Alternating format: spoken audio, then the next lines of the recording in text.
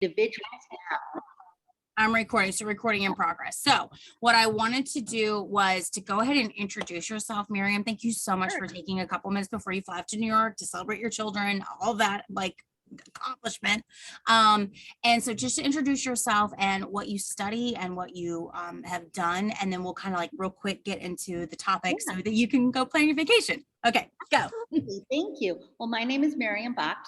I am a linguist, so I got my doctorate from NYU a long time ago now. I'm retired from being a professor. I spent most of my career working either at NYU's Media, Communication, and Art department and Hunter, and after that, Hunter College's anthropology department.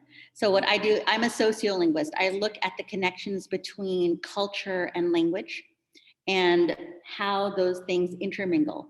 My research is really on being popular, number one, and on how to use language or how language is used as social capital. So what are the ways that you could create persona and different ways of being and different ways of presentation for yourself? So now I do that in the private sector.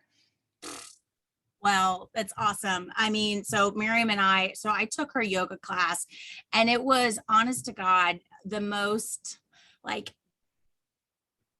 I don't know how to describe it. It was the best yoga class I've ever taken, because it was just like the nuance of shifting the body. I don't want to embarrass you, but you're really good at what you do. And I was like, the way that you use the speech to connect the body and with the words and all of that, to learn that you're a linguist, like I can see that, because I was literally like sweating my face off and like shifting my body to get a better, deeper, more supported stretch. So super cool. That it was about popularity is crazy. So I love that you're taking time, because what we're going to share today and what we're working through is living authentically, unapologetically. And that last bit, the unapologetically, was really important to me, because I think that women in the Americas, especially American women, like to apologize for coming into a space, like to apologize. Oh, I'm sorry. I didn't mean to like bump into, oh, I'm sorry. I'm Southern. So I'm sorry. I just made you this whole meal because it's not as hot as it could be. Or I'm sorry that, I changed the kid's diaper and the Velcro. I'm sorry. And I just feel like, when you're trying to step into your most authentic self, you've got to release that language. And so I wanted to get your perspective as a sociolinguist. Why do we do that? Why do we do that? Is it an American like specific thing? And then what are some practical tools for us to redress that internal monologue? Okay, yeah. First thing, it is not an American thing only, but it is very common for American women to do it. It is in other cultures. So for me, I come from an Asian background. I apologize in a very heavy duty kind of way, but differently than the way that you're talking about. And if we have time, we could talk about that at some other time. Or oftentimes in Asian cultures, apologies come as a way of saving face. So for me, if I'm in a place where I am very much hierarchically higher than a group, I might apologize just to bring myself a little bit closer in the social hierarchy. Now, what's happening here with the kind of apologies that you just gave as examples, those are ways of showing social deference. So you're deferring to whoever else. And sometimes it doesn't have to be someone more powerful. Many women apologize very regularly to their young children. I've seen people apologize to their animals, so to dogs, to cats. It just becomes a linguistic habit that becomes very entrenched in social placement. So how are you placing yourself in comparison to other people in the sphere? So if you adopt and really embrace, and I don't want to say that this is a bad thing, because I think it's actually a very good thing, a caretaker or caregiver or fixer role for the people around you. One way for you to help save their face, meaning to help make sure that they look the best that they can at every given moment is to take the blame or to take fault onto yourself. Right? So if I say, oh, sorry, dinner's cold. I heated it up a little too soon. Okay, if you say something like that, the inference there for me contextually is that, you know, we were supposed to eat dinner earlier and it got cold and now you're late for dinner, so I'm going to apologize to you, even though you're the one who's late for dinner, right? So it can be one of those, it can be something like that, where you're trying to save face for the other person, even if they don't ask for it. And that's where the crux of it is. So are the women, or even people, let's just say people who apologize in this way very commonly and very often, are they taking more responsibility for other people than they should?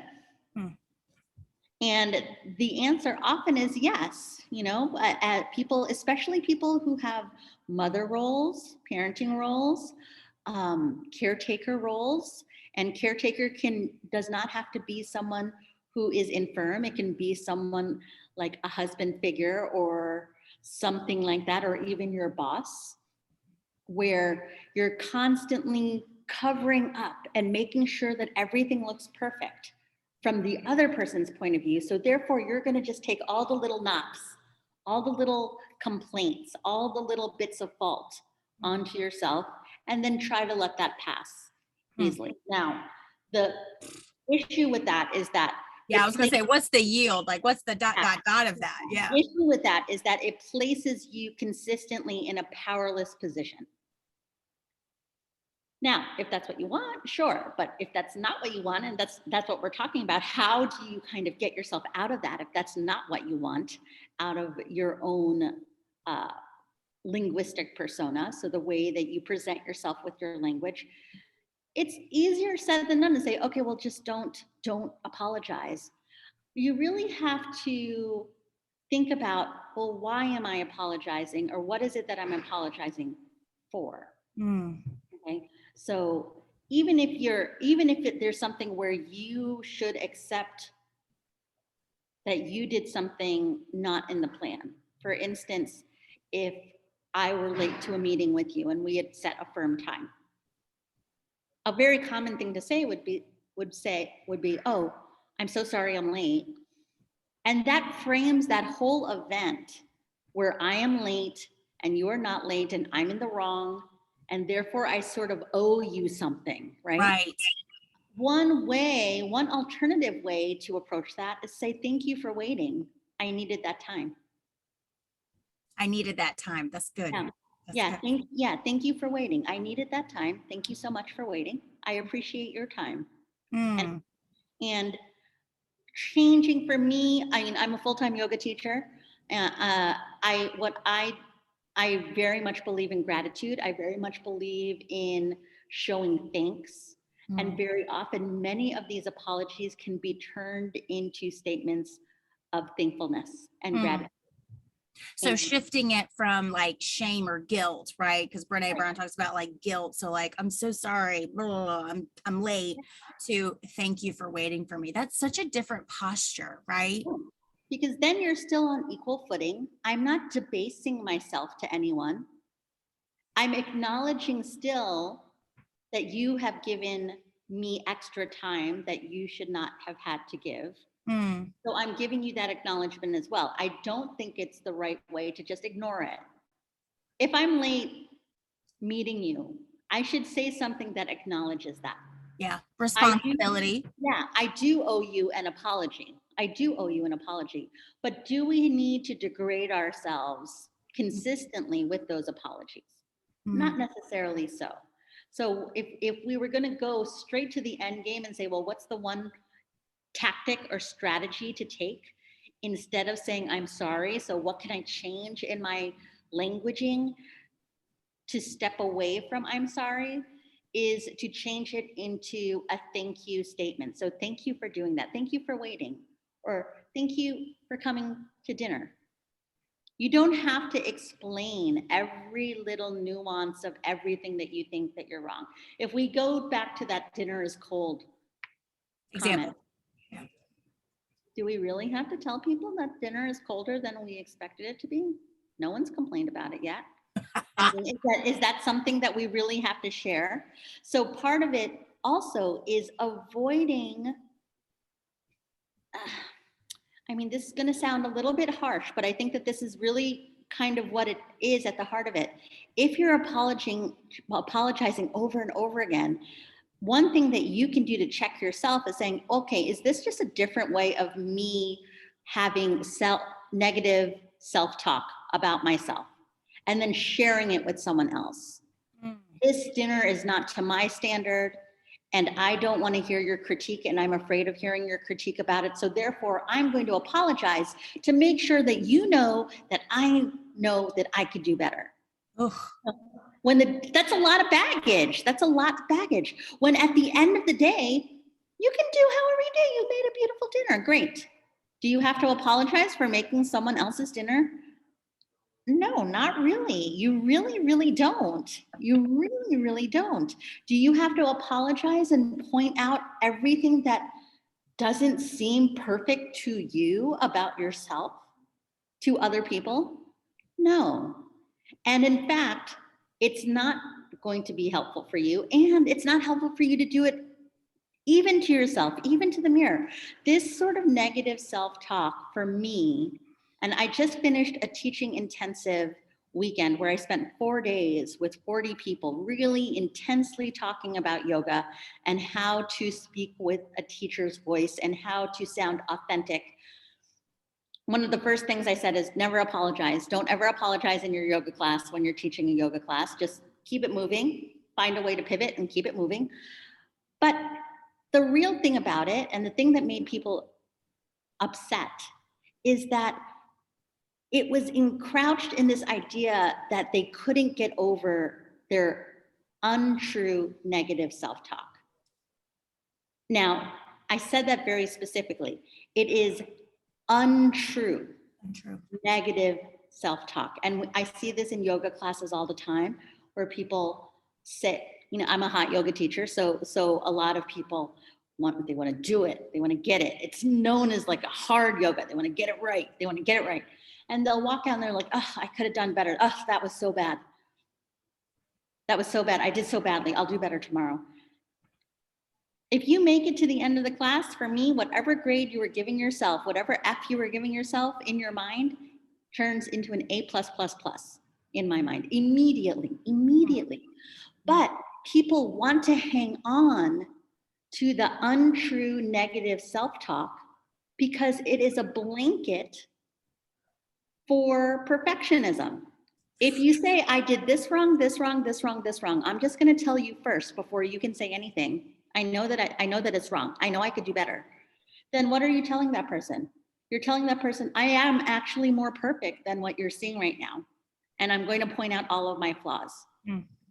Instead of accepting the person that you are at that moment for what that moment is and showing gratitude for yourself. And you know what? I think what's so poignant about that, and I just love that about being grateful, because I think when we set those unrealistic expectations of ourselves, we don't give permission to other people to be their imperfect selves, right? Like we expect them to apologize if their food next time I come to their house, and it's just this like vicious cycle of lack of gratitude, right? Right. And I just love that. I love that because we have to do that for each other, for ourselves, and then from ourselves we put that into the world and people mirror us, right? Right, absolutely. And sometimes, the converse is also true. Some people are very forgiving for other people, but they're not forgiving to themselves. But what sort of examples? I mean, I was telling you before we started that I'm going to my daughter's middle school graduation. What kind of example is that for young people, especially our young daughters, to watch us constantly apologizing to everyone else? Yep. Constantly taking the blame for everything else. That is poor modeling. That's poor modeling. And it's because caught, right? You know, my 2.5-year-old said to me, that's why this is a part of it. Oh, mommy, I'm so sorry. And she literally like didn't put the plate somewhere, and she's 5.5, and she's literally, she said that at 2.5. And I got a text message from her teacher today saying, hey, she's really struggling with perfectionism. And I'm just like, oh, because yeah, I'm super intentional of what I say to her, but I don't know if I'm modeling that same gratitude and grace for my own yeah, stuff. And it trickles out. right. So I love that rephrasing from like guilt or shaming or putting oneself down to like that gratitude. I think that's really good, Right. Miriam. Really Right. good. And then you're not taking everything onto yourself. If you say, I'm sorry, I did this, I did this. No, not everything is about what you did. You know, I mean, a lot of things is about, hey, thank you all for waiting. Yeah. The We're, train wasn't working, right? we're Like it's not about me. The train wasn't running. yeah, thank you all for waiting. We're Yeah. gonna get started and it's gonna be great. You know, I mean, that's it's such a simple way Yeah. to change your language. You know, there's the way that you change your language could be so simple. The one thing that I do with the people who I work with on languaging, and there are people who they just, I'm becoming more and more passionate about working with individuals on languaging Okay. because it really does affect your self identity. Are people who say things that it's not quite an apology, but it lives in the same arena, saying, oh, well, I have to go do this and I have to go do that. Just change one word. Say, I get to go do that. I get to go to New York tomorrow. Oh, I could say, I have to go to New York tomorrow. I have a lot of stuff to do. I have to go to New York tomorrow. Or I could say, I get to go to New York tomorrow. I have a lot to do. I only really changed one word, but the way that you are changing it for yourself is turning it from something where you are a passive player in your own life Yeah. to an active agent that Mm. is doing the things that you choose to do. When you're constantly apologizing, those apologies are making you a passive person in your own life. Mm. And here, for me, living authentically really is not about being rude to people. Unapologetic doesn't mean being mean, right? It means being accepting of what it is and being an active participant in your own life. You need to root for yourself. Oof. Apologizing to everyone for everything means that you're not even on your own team. Mm. Be on your own team. Be on your own team. And that's a very simple way of putting it, but it really is the way to put it. It really it really is what's going on here. You made me tear up. Be on your own team. Miriam, I'm so grateful for your time. We're new friends, and I'm just your generosity of spirit and taking all of your schooling and learning and helping people to just be with us here in New York. You're in the city. You'll be in the city too, but you got your kids. So what a blessing. Thank you so much for your time. And I'm going to stop this recording, but hang on. We're stopping.